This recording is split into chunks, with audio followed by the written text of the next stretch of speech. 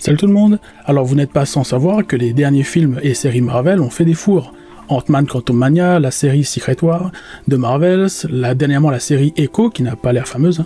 Beaucoup de gens sortent l'argument du « les gens en ont marre des super-héros, c'est pour ça que les films Marvel se cassent la gueule ». Alors perso, je suis pas du tout d'accord avec cette affirmation que je trouve vraiment trop simpliste. Pour moi, une bonne histoire reste une bonne histoire, et les gens iront au ciné pour la voir. Alors j'ai vu de Marvels, et même si j'ai passé un bon moment devant, j'ai vu plusieurs soucis par rapport au développement de l'intrigue principale qui doit mener à l'affrontement avec le grand méchant.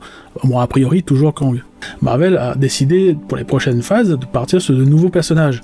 Alors je pense que c'est une bonne chose, ça permet d'éviter d'essorer trop les persos et au final les rendre moins intéressants. Mais le gros souci est justement de partir sur des personnages que personne ne connaît ou presque. C'est un pari ultra risqué de faire déplacer des gens en salle pour des persos OSEF, surtout pour des films d'au moins 150 millions de dollars. Les premiers films Marvel avaient réussi à créer une hype dans chaque film individuel pour les films Avengers. Il y a eu un film personnel qui développait chaque membre de l'équipe individuellement. Ensuite, il y a eu 2 films Avengers qui à chaque fois ajoutaient des pièces pour mener à Thanos et à Infinity War et Endgame, ce qui faisait monter la hype au fur et à mesure. Mais depuis Ant-Man Quantumania, qui avait le mérite au moins de présenter le grand méchant, ni les Gardiens de la Galaxie 3 ni de Marvels n'ont vraiment continué cette installation, ou en tout cas à créer un lien avec l'intrigue principale. Alors ok, ils installent autre chose qui servira sûrement pour le ou les prochains films Avengers, mais pour moi c'est pas assez clair, ça traîne trop. On sait pas où tout ce bordel veut aller au final. Les gens savent qu'il y aura des films Avengers, il n'y a plus moyen de créer la hype des premiers Avengers en nous faisant poireauter 20 films. Il faut pour moi aller droit au but. Alors pourquoi se faire chier à développer des histoires annexes inintéressantes de Kree, de Skrull ou je sais n'importe quoi là? Si on parle d'une race de la planète Petauchnok, c'est qu'elle est liée à Kang ou à un autre méchant moins important. Mais il faut qu'il y ait un lien pour donner envie aux spectateurs d'aller voir le prochain film d'un autre héros pour continuer à suivre l'intrigue qui va mener au dernier combat contre Kang. Sans oublier bien sûr de développer le personnage du film, le but étant quand même qu'il y ait une connexion émotionnelle entre nous spectateurs et ces héros. Ce qui manque cruellement dans The Marvels, soit dit en passant. Pour moi, il y a un problème de stratégie chez Marvel. Les films doivent être considérés comme un ensemble, une série en quelque sorte. Donc si des films ne développent pas d'une manière ou d'une autre l'intrigue principale, ça ressemble à un épisode filler inutile.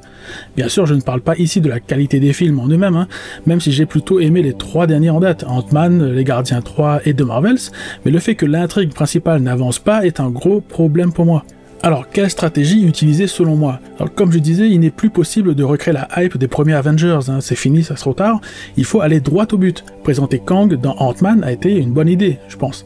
Mais maintenant, il faut continuer le bousin. En gros, pour moi, il fallait montrer un autre Kang dans The Marvels. Qu'il soit à l'origine des actions de la méchante du film, voire que les 3 héroïnes se battent contre lui à un moment. Il pouvait venir pour récupérer les 2 bracelets, histoire d'ouvrir un passage interdimensionnel pour toutes les armées de Kang, mais son plan aurait pu échouer ou pire, réussir, et on gardera la fin actuelle et la scène post-crédit qui, elle, aurait été encore plus folle. Et ainsi de suite, les autres films faisant avancer l'histoire des Kang, chaque autre héros apportant une pierre à l'édifice de l'intrigue principale. Par exemple, il y aurait pu avoir Captain America qui débarque dans le film de Marvels, et à qui on aurait demandé d'aller chercher quelque chose en vue de combattre Kang, ou que sais-je. L'idée étant de créer la hype pour son prochain film, et ainsi de suite. Que chaque film lance le prochain. Alors c'est un peu ce qu'ils ont essayé de faire avec la scène post-crédit de The Marvels, mais comme le film n'a rien à voir avec Kang, ils perdent l'intérêt par rapport au développement de la saga pour moi. A priori, le film Deadpool 3 va développer un peu plus le multivers installé par Doctor Strange 2, et je pense que ce film va fonctionner car le personnage est très apprécié, mais surtout le film a créé une hype de fou avec Wolverine, et rien que ça va l'aider je pense à performer au box-office. Mais le prochain Captain America New World Order part pour moi avec un gros handicap, car ce n'est pas Steve Rogers mais son remplaçant.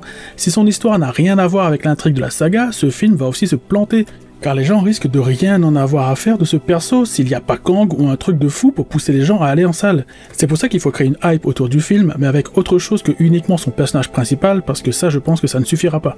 En tout cas, même si j'aime bien cet univers, j'ai trop peur que la stratégie actuelle ne tue la saga en plein vol. Bon, après Disney a les reins solides pour accuser quelques bides et changer de cap, je l'espère, avant l'iceberg. Sinon ça en sera finito du MCU. Alors merci d'avoir regardé cette vidéo jusqu'à la fin. Est-ce que vous pensez aussi que Marvel a une mauvaise stratégie en ce moment?